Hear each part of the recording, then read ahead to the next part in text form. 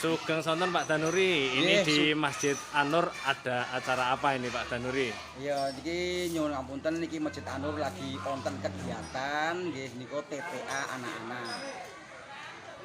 Untuk bapak-bapak ibu ada pengajian nggak ini? Ini setiap hari Senin sama setiap hari hari Kamis niku Bapak Ibu pengajian setengah 5 sampai buka puasa. Oke, terima kasih Pak Danuri. Yuk kita ikuti pengajian di dalam masjid. Yo monggo-monggo, selamat bertugas. من شرور أنفسنا ومن سيئات أعمالنا من يهده الله فلا هادي له أشهد أن لا إله إلا الله وأشهد أن محمدا عبده ورسوله لا نبي بعده. Jamaah Masjid An-Nur yang insyaallah dirahmati oleh Allah Subhanahu wa taala, seperti biasa untuk kajian menjelang berbuka puasa insyaallah pada sore hari ini akan disampaikan oleh beliau Ustadz Zulkarnain. Dia adalah pengajar di Pondok Pesantren Yaumi Godean. Sekali lagi dimohon untuk para jamaah mempersiapkan bahwasanya beliau sudah ada di tengah-tengah kita. Kepada beliau Ustadz Zulkarnain, waktu dan tempat kami persilakan.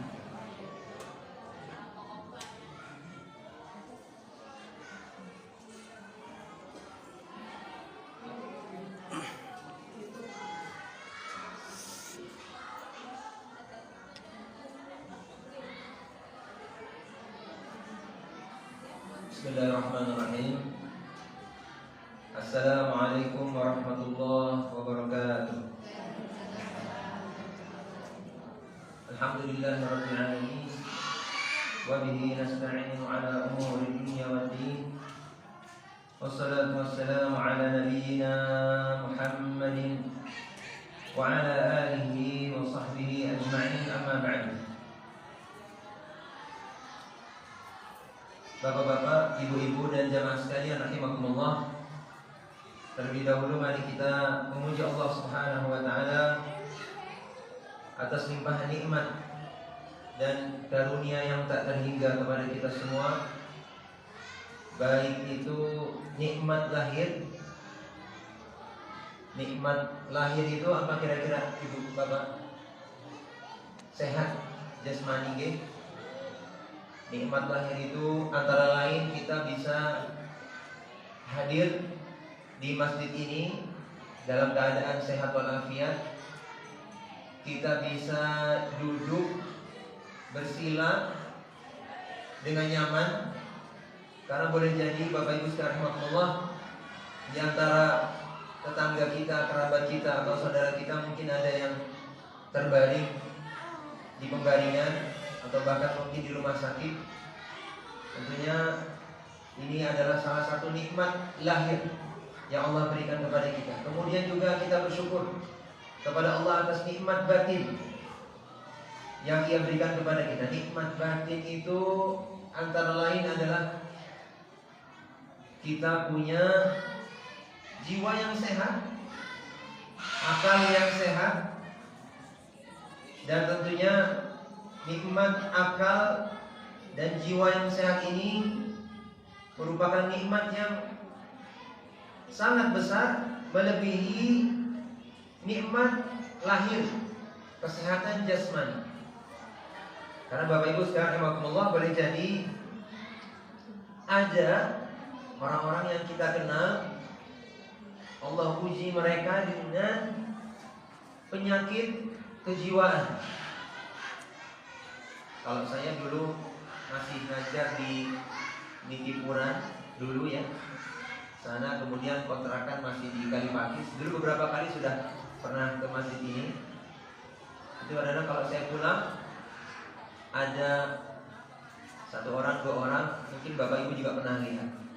Ya, pakaiannya compang-camping seperti itu, rambutnya acak-acakan, jalan sendiri, kadang duduk di depan toko makan dari plastik sampah mungkin. Mungkin Bapak Ibu pernah lihat gitu orang-orang yang diuji oleh Allah dengan kehilangan akal sehatnya. Tentunya secara fisik jasmani mungkin sehat, ya, dia masih bisa jalan, bahkan mungkin berkilo-kilo ya Bapak Ibu ya. Saya nggak pernah tanya siapa namanya, tapi kadang-kadang merasa iba, jalan gitu, terus jalan, nggak tahu. Kadang-kadang entah pagi atau sore itu mesti papasan. Apa dia mungkin punya jadwal begitu ya, jam sekian harus ke sekian, harus ke sini, harus ke sini. Seperti ini. Ini salah satu nikmat batin yang Allah berikan kepada kita. Nikmat lainnya Bapak Ibu saudara rahimakumullah, kita bersyukur juga kepada Allah atas nikmat yang Dia berikan kepada kita karena memang kita minta. Jadi ada nikmat yang kita minta Allah berikan kepada kita. Misalnya apa? Misalnya mungkin Bapak Ibu dulu sebelum Ramadan berdoa kepada Allah, ya Allah, Allahumma ballighna Ramadan. Ya Allah, sampaikanlah kami di bulan Ramadan. Alhamdulillah kita semua diberi kesempatan, peluang oleh Allah, umur, sehingga kita bisa berada ibadah di bulan suci Ramadan. Ya, kita bisa beribadah, ya, mendapatkan peluang yang cukup banyak. Nah, ini salah satu nikmat, ya, bentuk nikmat, yaitu nikmat yang kita minta. Nikmat lainnya, nikmat yang tidak kita minta ibu-ibu. Nikmat yang tidak kita minta. Sekarang kira-kira kalau ibu bapak bayangkan, yang kita minta sama yang tidak kita minta, banyakkan yang mana kira-kira? Yang tidak diminta. Paling kita mintanya berdoa, Rabbana atina fid dunya hasanah wa fil akhirati hasanah. Wahai Rabb kami, berikanlah kepada kami kebaikan di dunia. Yang namanya kebaikan itu mencakup kebaikan apa saja. Ini salah satu doa yang mencakup banyak hal. Tapi boleh jadi ketika kita mohon kepada Allah, berdoa kepada Allah, kita sebut hajat kita satu-satu. Yang sekarang ini memang kita punya, yang saat ini sedang kita miliki, hajat-hajat, keperluan-keperluan khusus. Ya Allah, mudah-mudahan saya atau engkau atau ya Allah berikanlah hamba uang, harta, rezeki untuk bisa nyaur hutang miskin. Ya Allah, berikan hamba rezeki untuk bisa menyekolahkan anak. Ini sudah mungkin pendaftaran sekolah-sekolah. Ya Allah, berikan hamba rezeki untuk bisa misalnya mudik, pulang kampung, atau bertemu dengan kerabat, dan sekian banyak hajat kita yang lain. Permintaan-permintaan khusus kita, ya, kalau dibandingkan dengan hal-hal yang tidak kita minta, subhanallah, banyak, masih jauh lebih banyak hal-hal yang tidak kita minta. Jadi Bapak Ibu sekalian rahimakumullah, ini diantara bentuk-bentuk nikmat yang perlu kita renungkan. Dan tentunya nikmat-nikmat itu semua, jemaah sekalian rahimakumullah, kita dapatkan bukan karena kita berhak mendapatkannya. Bukan karena kita berhak mendapatkannya. Nah, ini seringkali perlu saya jelaskan agak panjang lebar. Saya beri contoh ilustrasi begini Bapak Ibu. Ada seorang pegawai, karyawan hotel, katakanlah tukang cleaning service-nya. Tugasnya ya bersihkan misalnya kamar, ranjang, jendela-jendela, semua kamar mandi dibersihkan. Ketika awal masuk kerja, ya, kontrak pertama kali misalnya tercatat disepakati gajinya 2 juta per bulan, misalnya begitu, 2 juta per bulan. Setelah dia kerja, jatuh sudah waktu gajian, ternyata perusahaan hotel ini ngasihnya cuma 1,5 juta. Ngasihnya cuma 1,5 juta. Kira-kira karyawan ini boleh protes nggak Bapak Ibu? Boleh nggak? Boleh. Pak, ini kan kesepakatan di kontrak saya sama jenengan 2 juta. Loh kok saya cuma 1,5 juta, ini gimana ceritanya? Boleh protes. Ini namanya gaji yang didapatkan karena memang ada tugas, kewajiban yang dilaksanakan. Kemudian ya, pihak yang mempekerjakan wajib untuk membayar sesuai dengan yang disepakati. Ini namanya gaji. Sekarang beda dengan misalnya begini Bapak Ibu, perusahaan hotel ini ternyata banyak tamunya datang meningkat drastis ya, sampai untung sampai berjuta-juta, katakanlah begitu. Kemudian bos hotel ini, Masya Allah ini sekarang kita sedang banyak untungnya ya. Dia mau berencana ngasih bonus 500.000 per karyawan misalnya begitu. Sudah direncanakan ya. Dan boleh jadi karena memang karyawan tahu ini, wah banyak tamunya yang datang ini, pasti ya perusahaan untung besar ini. Dan mereka berharap-harap misalnya begitu, berharap-harap dapat bonus misalnya begitu. Tapi ternyata pada saat gajian bonusnya itu nggak keluar Bapak Ibu. Jadi nggak jadi nih bosnya, nggak ngasih 500.000. Dia cuma ngasih 2 juta aja. Mungkin berubah pikirannya. Boleh jadi pihak manajer pengen buka cabang di kota lain. Ya, akhirnya keuntungan di tempat ini dialihkan ya ke kota lain untuk pembangunan. Nah, kalau misalnya karyawan tidak dapat bonus, dia cuma dapat 2 juta, nggak dapat 2,5 juta, kira-kira boleh protes nggak? Hah? Boleh protes nggak Ibu? Dapatnya 2 juta, bukan 2,5 juta. Nggak bisa protes. Kenapa? Karena yang 500.000 itu cuma bonus. Bonus itu dikasih, syukur, nggak dikasih ya nggak apa-apa. Seperti itu. Tapi kalau gaji boleh protes. Nah, Bapak Ibu sekarang rahmatullah. Sekarang pertanyaannya nih,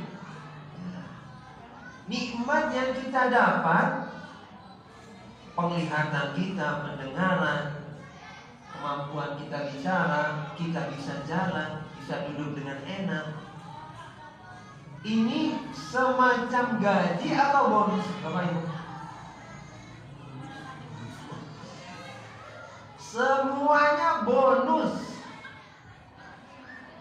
Ya Bapak Ibu ya, ini perkara akidah yang perlu kita pahami benar-benar. Makanya saya agak panjangkan ini. Semuanya bonus. Jadi kalau misalkan Allah Subhanahu wa taala, la qadarullah, semoga Allah tidak takdirkan, kita minta keselamatan dari Allah, kita minta afiat ya, keselamatan dari segala macam bencana dan musibah. Tapi seandainya seorang hamba dicabut nikmatnya oleh Allah, katakanlah misalnya matanya ya, yang tadinya bisa melihat tapi ternyata kemudian dicabut oleh Allah sehingga dia buta. Maka boleh nggak hamba ini protes? Ya Allah, kenapa Engkau cabut mata hamba? Yang dulu bisa melihat, sekarang hamba tidak bisa melihat. Apa dosa hamba ya Allah? Boleh nggak dia bilang begini? Hah? Boleh nggak Ibu? Nggak boleh. Nggak boleh, ini namanya protes. Apa dosa hamba ya Allah? Loh. Apakah kalau Allah mencabut nikmat dari hambanya itu harus karena hamba ini berbuat dosa? Enggak ibu-ibu, bapak-bapak. Jadi ya seperti itu. Kita dikasih penglihatan ya syukur. Kalau ternyata dalam qadar Allah, ya, kita tidak berharap Allah cabut nikmat kita, enggak. Tapi tentunya musibah yang menimpa kita cukup banyak. Kadang sakit. Ini harus kita sadari. Ini dari Allah, Allah cabut, ini punya Allah. Kita tidak boleh. Ini rahasia kenapa nikmat itu disebut dengan karunia, ya, anugerah. Nah ini Bapak Ibu Saudara, kita perlu tahu, memahami kata-kata karunia, anugerah itu sesuatu yang diberikan oleh Allah bukan karena kita berhak mendapatkannya, bukan karena kita berhak, tidak sama sekali, tapi karena semata-mata Allah Maha Pemurah. Ini aku kasih, ini aku kasih, karena kemurahan Allah. Atau dengan bahasa lainnya itu semua adalah bonus.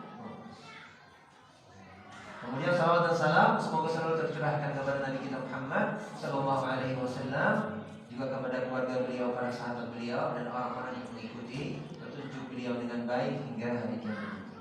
Bapak Ibu sekalian rahimakumullah, ada sebuah kisah yang ingin kita dengarkan bersama-sama pada kesempatan yang cukup singkat ini. Kisah tersebut di dalam surat Al-Qalam juz 29.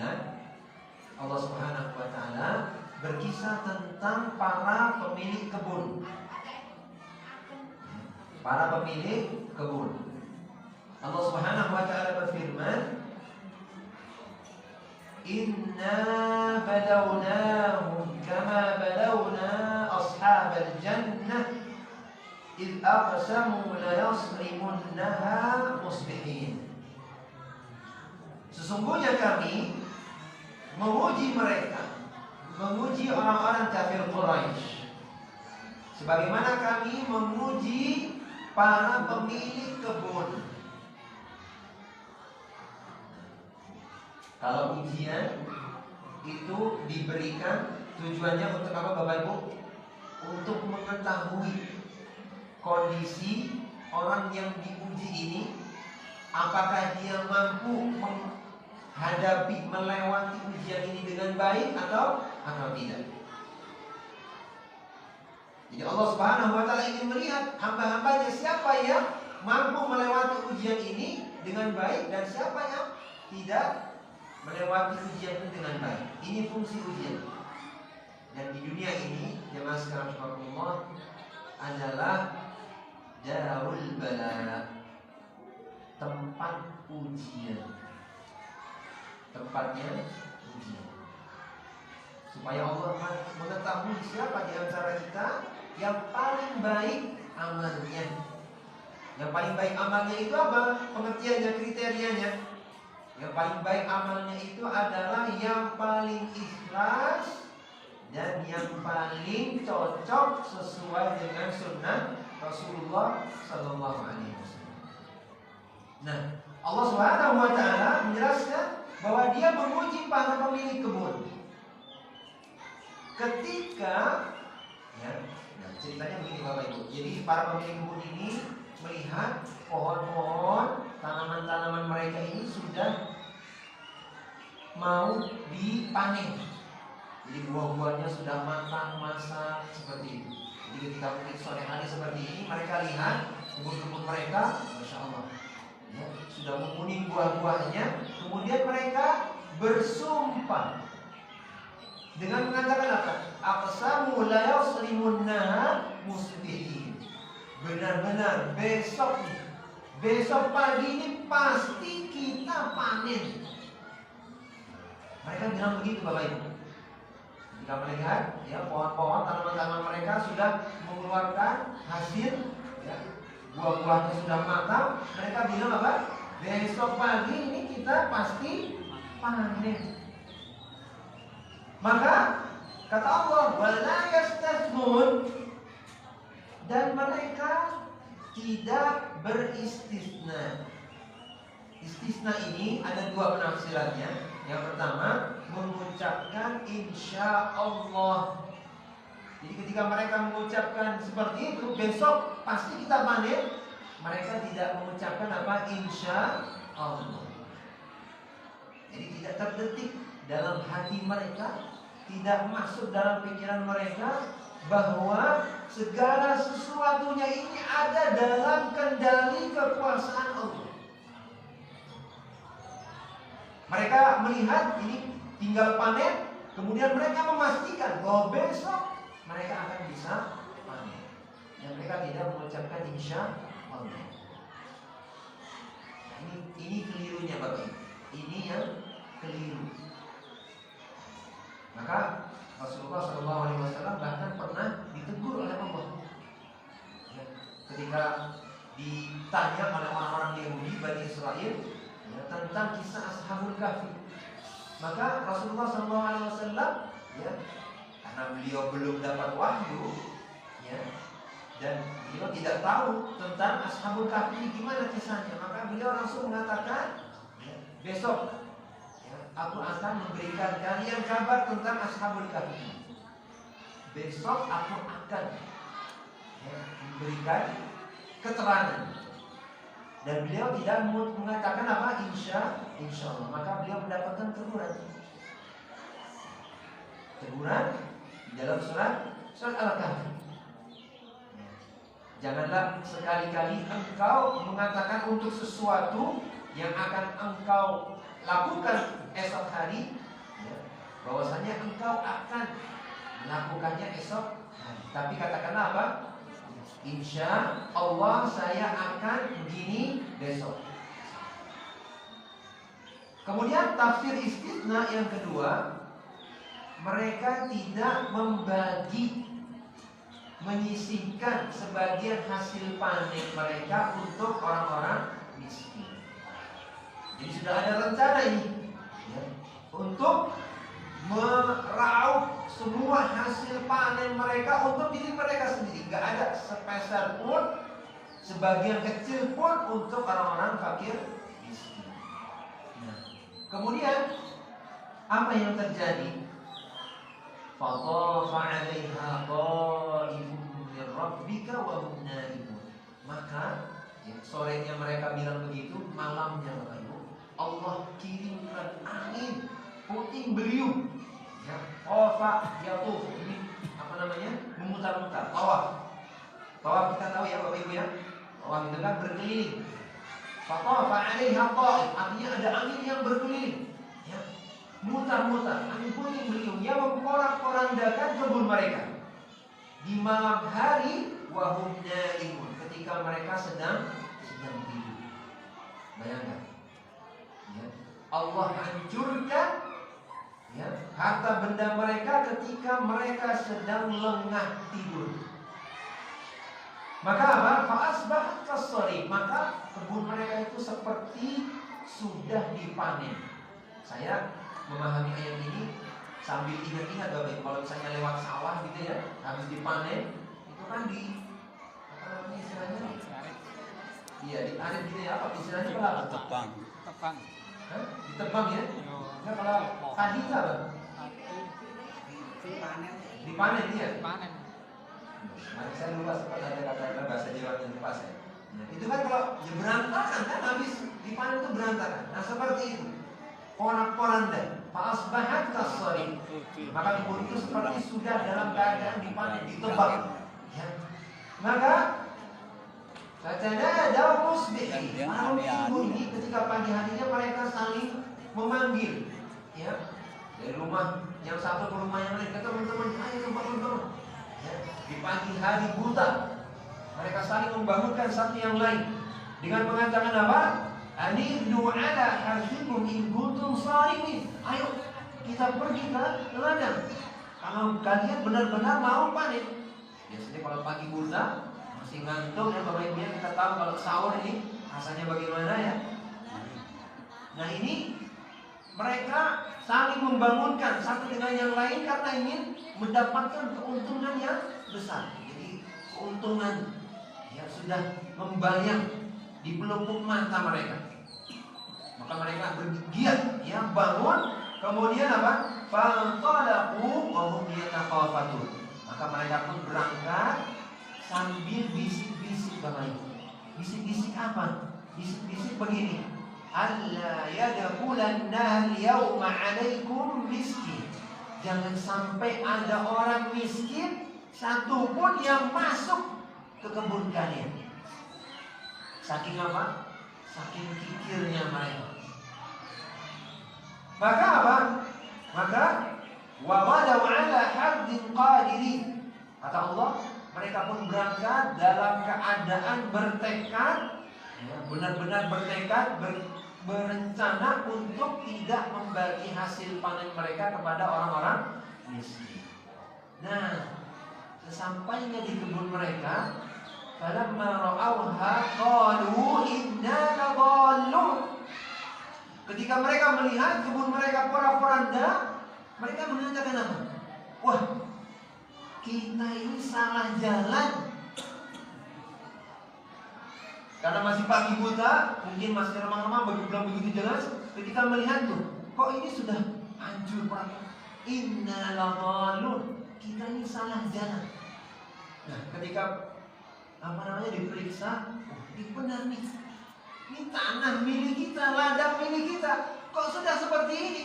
Maka mereka mengatakan apa? Bal nahnu mahrumun. Ini benar milik kita dan kita apa? Mereka bilang apa? Mahrumun, ini gagal panen. Ini sudah rusak, buah-buahannya sudah rusak. Sudah rusak, hancur semuanya. Maka apa? Qala awsatuhum alam aqul lakum laula tusabbihun. Berkata salah seorang di antara mereka yang apa? Yang paling baik, paling saleh. Bukankah aku sudah katakan kepada kalian, hendaknya kalian bertasbih. Jadi mereka sudah dikasih peringatan saat mereka melihat buah-buahannya sudah matang, indah. Kalau kita senang lihat, jangankan kebun. Kalau ada pohon mangga di depan rumah satu aja, buahnya keluar semua, kuning-kuning, masya Allah, segar melihatnya. Maka diingatkan, sudah diingatkan, hendaknya kalian bertasbih kepada Allah. Subhanallah, maha suci Allah. Kita Bapak Ibu rahimahullah, mungkin Bapak Ibu yang memang bertani, cuma bisa apa? Nanam bibit, ngasih pupuk, merawat, mungkin yang benalu-benalu, ya, dipotong, ditunggu. Kita hanya bisa sampai seperti itu. Tapi siapa yang membesarkan? Siapa yang mengeluarkan bulir-bulir padi, buah-buahan dari pohon? Kita tidak bisa mengeluarkannya. Sama seperti kalau kita makanan, cuma bisa ngambil, kemudian masukin ke mulut, kita punya, selesai kita telan, tidak bisa kita apa-apakan lagi. Allah yang ngatur melalui proses pencernaan di dalam tubuh kita. Maka seperti ini. Nah, ini jamaah sekalian Allah. Kemudian ketika diingatkan seperti itu, mereka pun tersadar. Nah, ini yang positif. Ketika diingatkan, salah seorang dari teman mereka tersadar. Qalu subhana rabbina inna kunna zalimin. Mereka mengatakan, Maha suci Rabb kami, sungguhnya kami telah berlaku zalim. Jadi ketika mereka diuji oleh Allah dengan kesenangan, boleh jadi mereka apa? Lalai, lupa untuk mengucapkan insya Allah, lalai untuk menyedekahkan, membagikan, menyisihkan sebagian harta mereka untuk fakir miskin.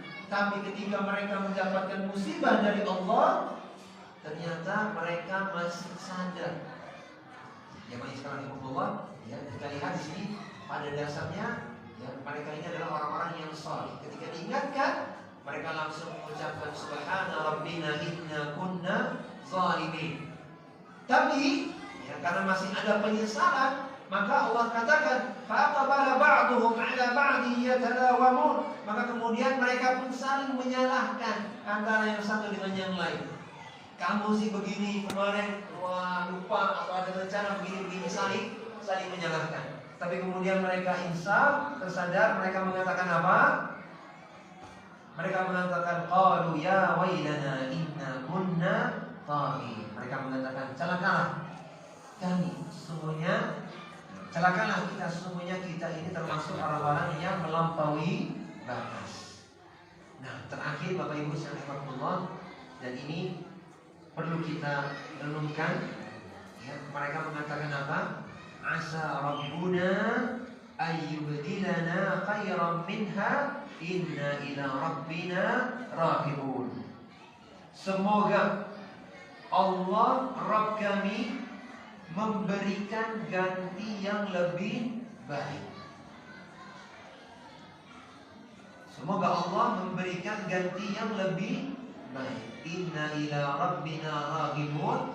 Sesungguhnya kita adalah orang-orang yang berharapnya hanya kepada Allah.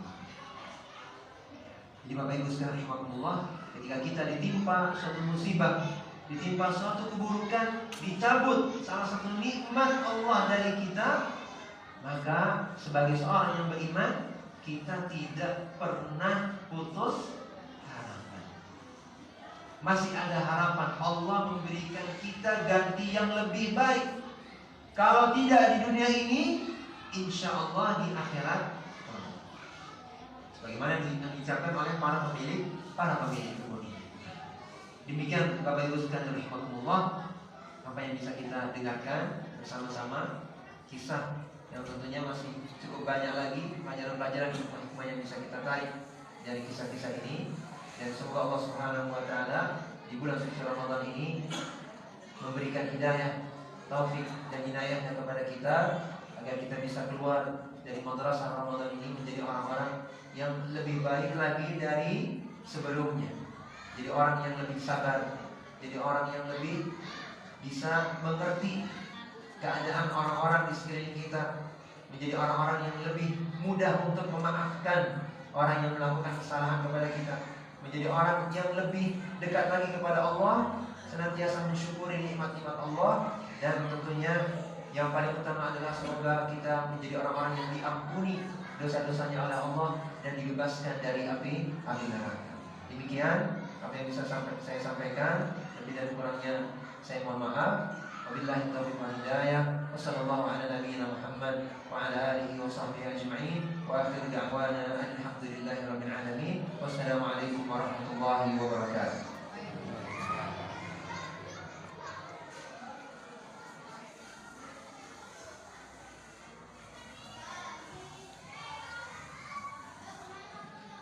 Jazakumullah khair kepada beliau Ustaz Zulkarnain yang telah memberikan faedah ilmu kepada kita semua. Semoga apa yang beliau sampaikan bisa kita ambil pelajaran dan bisa kita terapkan di dalam kehidupan kita untuk bekal menghadap Allah Subhanahu wa taala. Mari kajian pada sore hari ini kita tutup bersama dengan baca doa kafaratul majelis. Subhanakallahumma wa bihamdika asyhadu an la ilaha illa anta astaghfiruka wa atubu ilaik. Dari kami cukup sekian. Assalamualaikum warahmatullahi wabarakatuh.